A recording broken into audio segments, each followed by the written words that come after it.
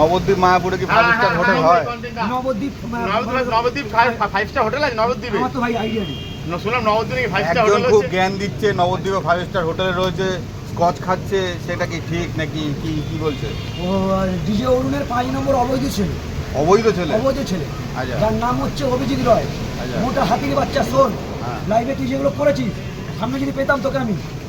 ও তো লাইভে তোমার নাম বলছে, ডাইরেক্ট নাম বলে উল্টো পাল্টা বলছে। ওটা তোমাকে তো হচ্ছে রাত্রে কালকে প্রচুর খিস্তি করলো। ডিজে অরুণের অবৈধ ছেলে, ঠিক আছে? আমি জানি না ডিজে অরুণের ঘরে ঢুকেছিল কি, ঠিক আছে? ডিজে অরুণের সঙ্গে মুখে মিল হয় না, তাই হয়তো ভাবছি।